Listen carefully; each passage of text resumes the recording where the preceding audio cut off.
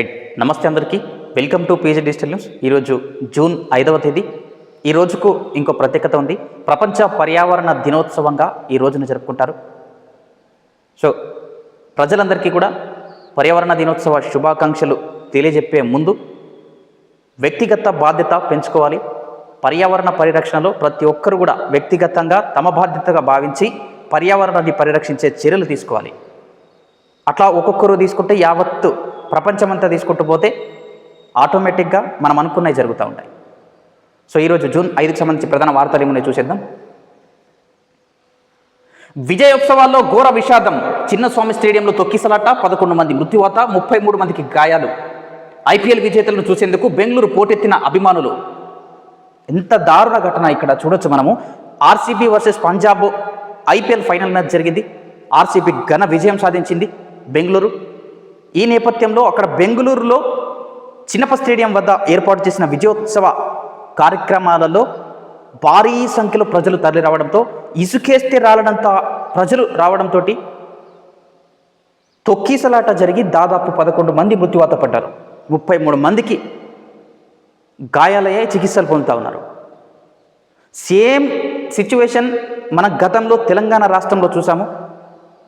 నేటిజన్లంతా కూడా దీన్ని ట్యాగ్ చేస్తూ ఉన్నారు. అల్లు అర్జున్ విషయంలో థియేటర్ వద్ద తొక్కిసలాట ఎట్లా జరిగిందో అదేవిధంగా అక్కడ కూడా జరిగినట్లుగా ఒకసారి చూసే ప్రయత్నం చేద్దాం. చూడండి. ఐపీఎల్ విజేతలను చూసేందుకు బెంగళూరులో పోటెత్తిన అభిమానులు. గేట్లు తీయడంతో భారీగా తొక్కిసలాట. మృతుల్లో 4 మహిళలు. న్యాయ విచారణకు కర్ణాటక ముఖ్యమంత్రి సిద్ధరామయ్య ఆదేశం. బెంగళూరులో వేడుకల మధ్య ఒక యువకుడికి కత్తిపోట్లు. హైదరాబాద్లో అభిమానుల హల్చల్, పలు చోట్ల ట్రాఫిక్ జామ్. ఇది చూడొచ్చు. బెంగళూరు చిన్నప్పస్వామి స్టేడియం వద్ద భారీగా అభిమానులు చూడొచ్చు. అభిమానం మితిమీరినప్పుడు ఇట్లాంటి ఘటనలు జరుగుతూ ఉంటాయి. ఇక్కడ చూడొచ్చు. స్పృహ తప్పిన ఓ బాలుడిని చికిత్స కోసం తీసుకెళ్తున్న పోలీసులు. చేతులలో పట్టుకునే పరిస్థితి, ఎందుకంటే భారీగా ప్రజలు ఉండడంతో వారిని తప్పించి అంబులెన్స్ పోలేని సిచ్యువేషన్. అక్కడ లక్షల్లో ప్రజలు రావడం జరిగింది, లక్షల్లో అభిమానులు రావడం జరిగింది. చూసే ప్రయత్నం చేద్దాం. బెంగళూరులో బుధవారం తలపెట్టిన ఆర్సీబీ విజయోత్సవ వేడుకల్లో ఘోర విషాదం సంభవించింది. పరిమితికి మించి వేలాదిగా క్రికెట్ యువ అభిమానులు పోటెత్తడంతో చిన్నస్వామి స్టేడియం గేట్ల వద్ద భారీగా తొక్కిసలాట జరిగింది. మిగతాది 2వ పేజీలో చూస్తే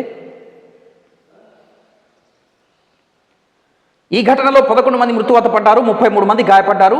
బెంగళూరు జట్టు 18 ఏళ్ల తర్వాత తొలిసారి ఐపీఎల్ కప్ను గెలుచుకుంది. ఈ సందర్భంగా బెంగళూరులో పలు కార్యక్రమాలు ఏర్పాటు చేశారు. కార్యక్రమాల్లో భాగంగా ఆర్సీబీ క్రికెటర్లు సాయంత్రం 6 గంటలకు స్టేడియానికి చేరుకుంటారని నిర్వాహకులు ప్రకటించారు. చిన్నప్పస్వామి స్టేడియానికి చేరుకుంటారని చెప్పి నిర్వాహకులు అక్కడ అభిమానులకు అభివాదం చేయనున్నట్లుగా కూడా సాయంత్రం 6 గంటలకు. సాయంత్రం 6 గంటలకు చేపట్టిన కార్యక్రమానికి మధ్యాహ్నం 1 గంటకే ప్రజలు చేరుకున్నారట. ఇక్కడ చూడండి ఒకసారి.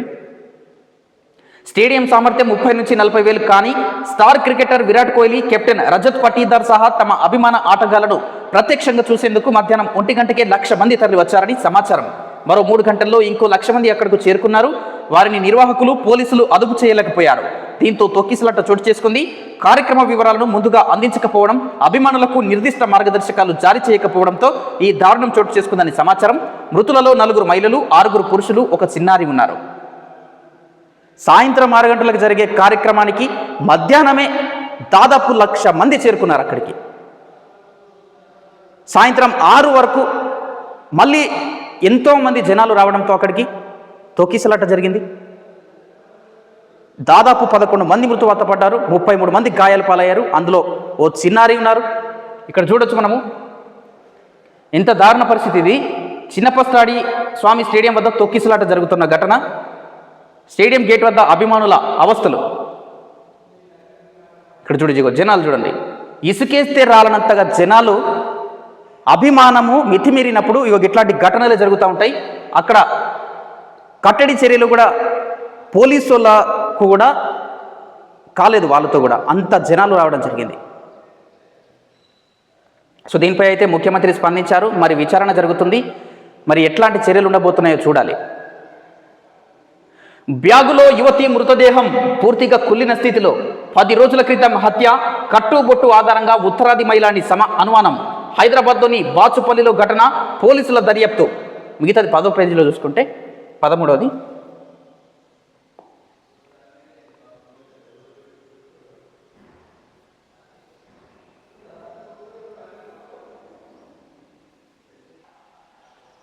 ఇక్కడ చూడండి మిగతా పేజీలో, ఆ హతురాలు ఎవరు, హంతకులు ఎవరు, ఆమెను ఎందుకు చంపారు? బాచుపల్లి విజయదుర్గ ఓనర్స్ అసోసియేషన్ కాలనీలో ఓ బ్యాగులో కుక్కిన స్థితిలో లభ్యమైన గుర్తు తెలియని యువతి మృతదేహం విషయంలో ఇవే అనుమానాలు కలుగుతున్నాయి. బాచుపల్లిలో ఘటనల 10 రోజుల క్రితమే జరిగినట్లుగా తెలుస్తూ ఉంది. ఇది ఓ బ్యాగులో కుళ్ళిన శవం. కొంతమంది అక్కడి ప్రజలు చూడడంతో పోలీసులకు సమాచారం అందించారు. పోలీసులు అక్కడికి చేరుకొని చూస్తే కుళ్ళిన స్థితిలో ఉన్నది, మృతదేహం గుర్తుపట్టలేని స్టేజ్లో ఉన్నది. పోస్ట్ మార్టం నిమిత్తం పంపించినట్లు కనిపిస్తోంది. సీసీటీవీ ఫుటేజ్ని కూడా పోలీసులు పరిశీలిస్తూ ఉన్నారు. ఉత్తరాదికి సంబంధించి కట్టుబొట్టును చూసి ఉత్తరాదికి సంబంధించి యువతి కావచ్చు అన్నట్లుగా చెప్తా ఉన్నారు. 25 నుంచి 30 సంవత్సరాల వయసు ఉన్నట్లు కూడా తెలుస్తూ ఉంది. అనేక అనుమానాలు వ్యక్తమవుతున్నాయి ఈ ఘటనపై. మరి అత్యాచారం చేసి చంపి పడేసి ఉంటారా, లేదంటే వేరే ప్రాంతం నుంచి చంపి ఇక్కడ తెచ్చి పడేసి ఉంటారా అన్న అనుమానాలు వ్యక్తమవుతూ ఉన్నాయి. ఈ కోణంలో పోలీసులు కూడా దర్యాప్తు ప్రారంభించారు. చూడాలి మరి ఏం జరుగుతుందో. మిగతా వార్తలు చూస్తే 2027 మార్చి 1 నుంచి జనగణన, దేశవ్యాప్తంగా కులగణన కూడా షెడ్యూల్ ప్రకటించిన కేంద్ర ప్రభుత్వం. 2 దశల్లో జరగనున్న జనాభా లెక్కల సేకరణ ఈ నెల 16న గెజెట్ నోటిఫికేషన్. 13,000 కోట్లకు పైగా వ్యయం, 30 లక్షలకు పైగా ఎన్యూమరేటర్లు. జనగణన అనంతరం లోక్సభ, అసెంబ్లీ నియోజకవర్గాల పునర్విభజన. ఎట్టకేలకు ప్రతి 10 సంవత్సరాలకు జనగణన జరగాల్సి ఉంటుంది. గతంలో 2011లోనే జనగణన జరిగింది. అందులోనే కులగణన జరిగినప్పటికీ కులగణనకు సంబంధించి ప్రకటించలేదు.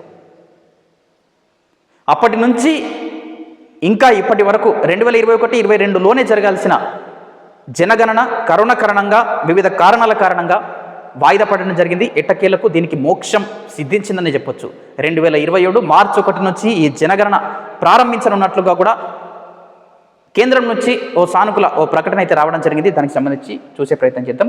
ఈ నెల 16న దానికి సంబంధించి గెజెట్ నోటిఫికేషన్ విడుదల కానుంది. దేశవ్యాప్తంగా జనాభా లెక్కల సేకరణకు కేంద్ర ప్రభుత్వం ముహూర్తం ఖరారు చేసింది. 2027 మార్చి 1వ తేదీ నుంచి దేశంలో 16వ జనగణనను చేపట్టనున్నట్టు తెలిపింది. జనగణనతో పాటే కులగణన కూడా చేపడతామని తెలిపింది. ఈ మేరకు కేంద్ర హోంశాఖ బుధవారం షెడ్యూల్ను ప్రకటించింది. దీంతో జనగణన ఇందులోనే కులగణన కూడా చేపట్టనున్నారట. ఎంతమంది ఉన్నారు అనేది తెలిసిపోతుంది ఒకటి. అదేవిధంగా అసెంబ్లీ, లోక్సభ, నియోజకవర్గాల పునర్విభజన కూడా చేపట్టవచ్చు. జనాభా ఆధారంగానే ఈ అసెంబ్లీ, లోక్సభ స్థానాలు అనేవి పెరుగుతూ తగ్గుతూ వస్తుంటాయి. ఇప్పటి వరకు జనాభా లెక్కలే చేయలేదు కాబట్టి ఇప్పటి వరకు అవి కూడా పెంచలేదు. వాటిని కూడా ప్రతి 10 సంవత్సరాలకు పెంచాల్సి ఉంటుంది. వాటి విషయంలో కూడా ఒక కొలిక్కి రానున్నది అని కూడా చెప్పొచ్చు మనం. 2027 మార్చి 1 నుంచి జనగణన ప్రారంభం కానుంది. కొన్ని ప్రాంతాలలో, హిమ ప్రాంతాలలో 2026వ సంవత్సరంలోనే ముందస్తుగానే జనగణన చేపట్టనున్నట్లు కూడా తెలుస్తూ ఉంది. అది ఎక్కడెక్కడ అంటే చూసే ప్రయత్నం చేద్దాం. అయితే హిమపాతం ఎక్కువగా ఉండే హిమాచల్ ప్రదేశ్, ఉత్తరాఖండ్లో పాటు కేంద్రపాలిత ప్రాంతమైన లదాఖ్లో 2026 అక్టోబర్ 1 నుంచి జనగణన ప్రారంభమవుతుందని కేంద్ర హోంశాఖ వెల్లడించింది. మొత్తం మీద దేశంలో 16 ఏళ్ల తర్వాత జనగణన జరగనుంది. 16 ఏళ్ల తర్వాత, 16 సంవత్సరాలు ఇప్పటి వరకు చేపట్టలేదు. అంటే 6 సంవత్సరాలు ఎక్కువ అయింది. ప్రతి 10 సంవత్సరాలకు చేయాల్సి ఉంటుందా యాక్చువల్గా. సో ఇది నెక్స్ట్, స్థానిక ఎన్నికలపై నేడు స్పష్టత. క్యాబినెట్లో నిర్ణయం తీసుకునే ఛాన్స్. భూభారతి చట్టంలో పలు సవరణలు. రిజిస్ట్రేషన్, స్లాట్ బుకింగ్ ఫీజు వసూలు. సాదా బైనామా అంశాలపై మంత్రివర్గంలో చర్చ.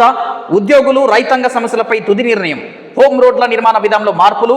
కాళేశ్వరంపై విజిలెన్స్ కమిషన్ సిఫార్సులపై 3 డిఏలు వెంటనే ఇవ్వండి, మిగతా 2 డిఏలు పిఆర్సీలో కలపండి. పిఆర్సీ ఫిట్మెంట్ 51% ఇవ్వండి. ఈరోజు 5వ తేదీ రోజున రాష్ట్రానికి సంబంధించి క్యాబినెట్ మీటింగ్ జరగనుంది. ఈ క్యాబినెట్ మీటింగ్ వైపే ప్రజలంతా కూడా ఆసక్తిగా ఎదురు చూస్తూ ఉన్నారు.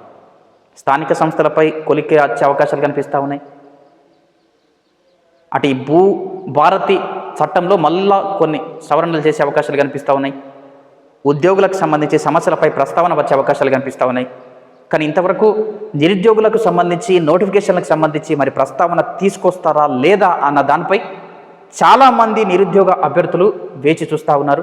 జూన్ 2వ తేదీ తెలంగాణ అవతరణ దినోత్సవం రోజున ఎంతో ఆశతో ఎదురు చూసినప్పటికీ వాళ్లకు నిరాశనే మిగిలిందని చెప్పొచ్చు. ఎట్లాంటి ఉద్యోగ నోటిఫికేషన్లు రాలేదు ఆ రోజు. ఆ జీపీఓ పోస్టులపై కూడా స్పష్టత వచ్చే అవకాశం కనిపిస్తూ ఉంది. జీపీఓ పోస్టు గతంలో 10,000 పైచిలుకు పోస్టులు ఉంటే అందులో 3,550 మందితోటి గత విఆర్ఏ వాళ్ళను భర్తీ చేసి మిగతా పోస్టులకు డైరెక్ట్ రిక్రూట్మెంట్ చేపట్టాలన్న ప్రతిపాదన గతంలో మొదట్లో పెట్టారు. దాని తర్వాత మళ్ళీ తెరపైకి వచ్చింది ఏంటంటే ఈ జీపీఓ పోస్టులు మిగతా పోస్టులు కూడా డైరెక్ట్ రిక్రూట్మెంట్ కాకుండా రెవెన్యూ శాఖలో ఉన్న ఉద్యోగస్తులతోటి భర్తీ చేయాలన్నది నిర్ణయిస్తున్నట్లుగా కూడా తెలుస్తూ ఉంది. దానిపై చాలామంది అభ్యర్థుల్లో ఆందోళన మొదలైంది. ఇక స్పష్టత కూడా రాష్ట్ర ప్రభుత్వం నుంచి రాలేదు. మరి ఈరోజు వచ్చే అవకాశాలు కూడా కనిపిస్తూ ఉన్నాయి. జీపీఓను డైరెక్ట్ రిక్రూట్మెంట్ చేస్తారా, లేదంటే అదే శాఖలో రెవెన్యూ శాఖలో భర్తీ చేస్తారా అనేది చూడాల్సిన పరిస్థితి. ఇక్కడ చూడొచ్చు మిగతాది. దురుద్దేశంతోనే కేసీఆర్కు నోటీసులు, కాళేశ్వరం కమిషన్ కాదు కాంగ్రెస్ కమిషన్, గోదావరిని బాబు తరలిస్తుంటే రేవంత్ ఎందుకు మౌనంగా ఉన్నారు, బనకచెర్ల ఆపమనే ధైర్యం లేదా, బీజేపీ నేతలకు సిగ్గుంటే కాళేశ్వరానికి జాతీయ హోదా తేవాలి, ఎమ్మెల్యే కవిత. తెలంగాణ జాగృతి ఆధ్వర్యంలో మాజీ ముఖ్యమంత్రి కేసీఆర్ గారికి కాళేశ్వరం కమిషన్ ఇచ్చిన నోటీసులను నిరసిస్తూ నిన్న ఇందిరా పార్క్ వద్ద ధర్నా నిర్వహించారు. అందులో ఒక్క బీఆర్ఎస్ కార్యకర్త కూడా పాల్గొన్నట్లు కనిపిస్తూ ఉంది. బీఆర్ఎస్ కండువాని కూడా వాళ్ళు కప్పుకోలేదు. గతంలో కవిత చేసిన వ్యాఖ్యలు ఇప్పుడు తెరపైకి వస్తూ ఉన్నాయి. బీఆర్ఎస్ పార్టీ చేయాల్సిన పనులు జాగృతి చేస్తుందని చెప్పి దీంతో మళ్ళీ ఆ చర్చ బలం పుంజుకుంది. ఆ చర్చకు ఒక బీఆర్ఎస్ కార్యకర్త కూడా లేరు. మరి ఇంత ప్రేమ కేసీఆర్ పై ఉంటే కేసీఆర్ను నేరుగా ఎందుకు కలవలేకపోతా ఉన్నారు కవిత గారు? కేసీఆర్ గారు అపాయింట్మెంట్ ఇస్తలేరా? మరి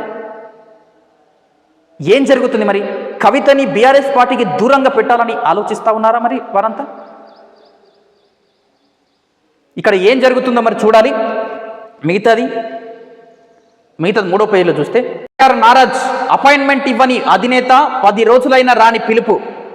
గత 10 రోజులుగా ఈ వివాదం కొనసాగుతోంది ఎమ్మెల్సీ కవితకు సంబంధించి. అయినప్పటికీ కేసీఆర్ గారు నేరుగా కవితను పిలవలేకపోయారు. ఇప్పటి వరకు కేవలం దూతలను పంపి మాట్లాడించడం, ఫోన్లో మాట్లాడడం. ఇంత పెద్ద సమస్య ఉన్నప్పుడు కేసీఆర్ గారు నేరుగా ఎందుకు కలవలేకపోతున్నారన్న చర్చ తెలంగాణ రాజకీయ వర్గాల్లో కొనసాగుతూ ఉంది. మిగతాది మూడో పేజీలో ఒకసారి చూసే ప్రయత్నం చేద్దాం. కవిత గారు నిన్న ఏం చెప్పారో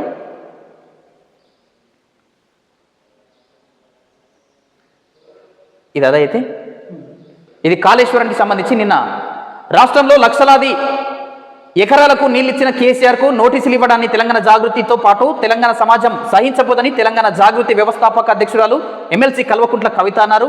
కేవలం రాజకీయ దురుద్దేశంతోనే కేసీఆర్కు నోటీసులు ఇచ్చారని చెప్పి నీళ్లు తీసుకురావడం కేసీఆర్ చేసిన తప్ప అని ప్రశ్నించారు. సో చాలా వరకు కవిత గారు మాట్లాడారు. కాళేశ్వరం విషయంలో ఇన్వాల్వ్ అయిన మిగతా వారికి ఎందుకు నోటీసులు ఇవ్వలేదు, కేసీఆర్ గారికి ఎందుకు ఇస్తున్నారని చెప్పి కూడా ఫైర్ అయ్యారు. చాలా వరకు ప్రస్తావనకు తీసుకొచ్చారు. కానీ బీఆర్ఎస్ పార్టీ వేదికగా చేశారా, సొంత ఎజెండాతో చేశారా అన్న స్పష్టత కవిత గారి నుంచి అయితే ఇప్పటి వరకు రాలేదు. ప్రజలు ఏ విధంగా అర్థం చేసుకోవాలో ఇప్పటికీ అయోమయ స్థితిలోనే ఉన్నారు. ఒకవైపు బీఆర్ఎస్ పార్టీ అధినేత కేసీఆర్ గారు కవితని దూరం పెట్టినట్లుగా కనిపిస్తూ ఉంది ఆ పార్టీకి సంబంధించి. మరోవైపు కవిత గారేమో వాళ్ళ తండ్రి గారిపై ప్రేమ నొలకబోస్తూ మా తండ్రి గారిపై ఈగ వాలినా సరే సహించబోమని చెప్పి ఆమె దగ్గరయ్యే ప్రయత్నం చేస్తూ ఉంది. గతంలో చూసాము కవిత గారికి సంబంధించిన వ్యాఖ్యలు. దేవుడి చుట్టూ దయ్యాలు చేరాయని చెప్పి, అంటే కేసీఆర్ చుట్టూ కొంతమంది దయ్యాలు చేరి తనను దూరం చేస్తున్నాయని చెప్పిన విధంగా ఆమె మాట్లాడారు. సో ఇవంతా కూడా చర్చ జరుగుతూ ఉంది. ఇక్కడ చూడండి, తండ్రే తన ఏకైక నేత అంటున్న అపాయింట్మెంట్ ఇవ్వని అధినేత. తండ్రే తన ఏకైక నేత అంటున్నప్పటికీ, అంత ప్రియారిటీ ఇస్తున్నప్పటికీ కూడా కవిత గారికి అపాయింట్మెంట్ ఇస్తలేరా అన్న క్వశ్చన్ మార్కు. ఎవరేం చెప్పినా స్పందించని గులాబీ బాస్, పార్టీకి దూరం, జాగృతితో ముందుకు అనే వ్యూహంతో కవిత అడుగులు. ఆమె కార్యక్రమాల కట్టడి బాటలో పార్టీ నేతలతో పాటు కార్యకర్తలు జాగృతికి దూరం. బీఆర్ఎస్ జాగృతి మధ్య స్పష్టమైన విభజన. బీఆర్ఎస్ అధినేత కేసీఆర్ తన కూతురు విషయంలో తీవ్ర అసంతృప్తితో ఉన్నారా? కేసీఆరే తనకు ఏకైక నాయకుడని కవిత అంటున్నా గులాబీ బాస్ నుంచి ఆమెకు పిలుపు రాకపోవడానికి కారణం అదేనా అంటే విశ్వసనీయ సమాచారం ప్రకారం అవుననే సమాధానం వస్తుంది. గత కొద్ది రోజులుగా కవిత వివరిస్తున్న తీరు పట్ల కేసీఆర్ కోపంగా ఉన్నట్టు తెలుస్తోంది. ఓవైపు తాను రాసిన లేఖను లీక్ చేసిన వారెవరూ తేల్చాలని కవిత కోరుతున్నా, కాళేశ్వరం ప్రాజెక్టు విషయంలో ప్రభుత్వం కేసీఆర్కి ఇచ్చిన నోటీసులకు వ్యతిరేకంగా నిరసన చేపట్టిన ఆయన మాత్రం ఈ పరిణామాలను ఒక కొలిక్కి తెచ్చే ఆలోచనలో లేరని అంటున్నారు. కేసీఆర్కి ఎవరి మీదైనా కోపం వస్తే ఇక అంతే, కలిసేది ఉండదు. ఇప్పుడు కవిత విషయంలోనూ ఆయన కోపంగానే ఉన్నారు అని చెప్పి కూడా కొంత పెద్ద ఆర్టికల్ ఇలా వస్తుంది. గతంలో కూడా చూసాం, ఏబిఎన్లో కవితపై వరుస కథనాలు కూడా ప్రచురితం కావడం జరిగింది. మరి కేసీఆర్ అపాయింట్మెంట్ ఇస్తలేరా, ఒకసారి కేసీఆర్ డిసైడ్ అయితే కోపం వస్తే ఆయన పట్టించుకోడు అన్న విధంగా కూడా చూడాలి. మరి వీళ్ళ విషయం ఎక్కడికి పోతుందో, ఏం జరుగుతుందో అనేది.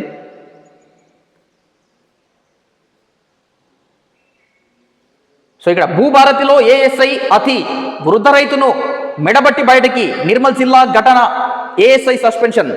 నిన్న ఎంత దారుణంగా జరిగిందంటే, పోలీస్ అధికారి ఏఎస్ఐ నిర్మల్ జిల్లా ఖానాపూర్ మండలంలోని పాత ఎల్లాపూర్లో భూభారతి సదస్సు నిర్వహిస్తే సమస్యలు చెప్పుకునేందుకు వచ్చిన రైతుని మెడబట్టుకొని బయటకు గిట్టేశారు. మన ఛానల్లో ఇది పెట్టాము, డిస్క్రిప్షన్లో మీకు లింక్ కూడా ఇస్తాను, చూడండి ఒకసారి. గంటల వ్యవధిలోనే ఉన్నతాధికారులు స్పందించారు. అక్కడి జిల్లా ఇన్ఛార్జ్ మంత్రి సీతక్క గారు స్వయంగా అధికారులకు ఫోన్ చేసి మాట్లాడారు, సీరియస్ అయ్యారు. వెంటనే అధికారులు స్పందించి ఆయనను సస్పెండ్ చేస్తూ ఉత్తర్వులు కూడా జారీ చేశారు. సో ఇట్లాంటి ఘటనలు చూస్తుంటే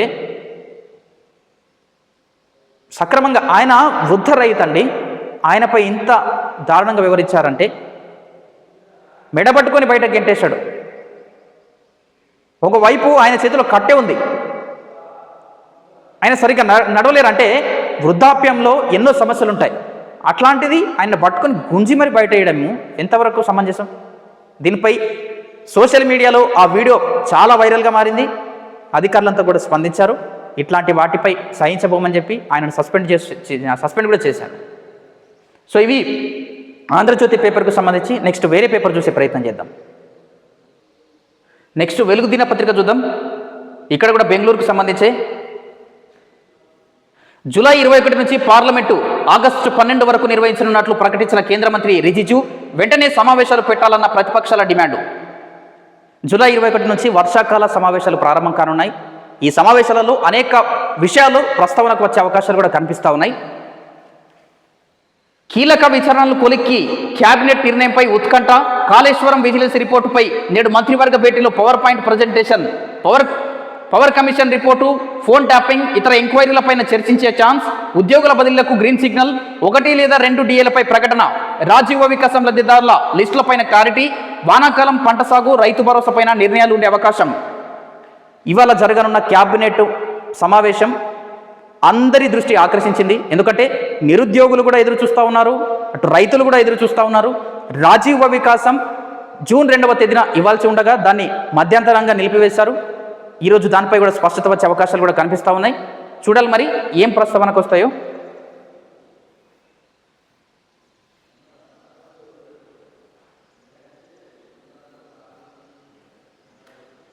ఉద్యోగుల సమస్యల పరిష్కారం ప్రభుత్వం బాధ్యత.